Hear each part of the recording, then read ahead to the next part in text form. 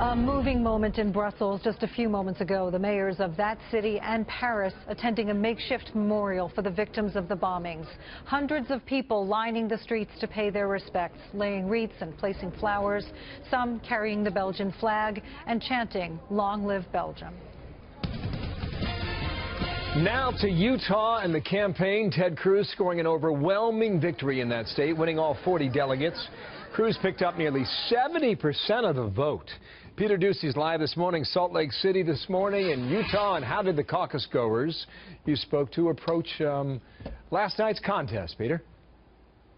This was very serious business for them, Bill. They had been telling us for days, Republicans had been telling us for days throughout the state that they were really happy to finally have all eyes on them now that Utah's early contest has moved up on the calendar versus previous years. And Ted Cruz spent a lot of time here in the state, especially compared to Trump, who held just one Utah event, and he was rewarded for it. He was also rewarded for his overwhelming victory with all 40 of the state's delegates. That is still well behind Donald Trump's national delegate lead, but by preventing a sweep, Cruz didn't let Trump's lead grow by too much. We were hoping to break 50% in Utah. We ended up with a landslide of 69%, nearly 70%.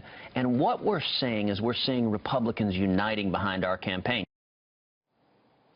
And many of the folks that wanted to go and back Cruz at some of the more crowded precincts in Utah had to wait a long time. In fact, it's one we were watching in Salt Lake City in a big auditorium. After almost 2 hours of some debates, there was a discussion going on about Trump's merits, and a woman shouted out, "Hey, we've been debating this on Facebook for the last 4 months.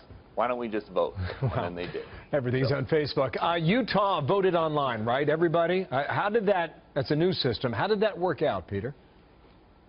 It was supposed to make life easier for anybody that didn't have 2 hours on a Tuesday night, but it created quite a headache for quite a few people. There were some scattered reports throughout the state that some folks didn't realize that to vote online, you had to register online last week. Couldn't just go to the website and cast a ballot from your couch.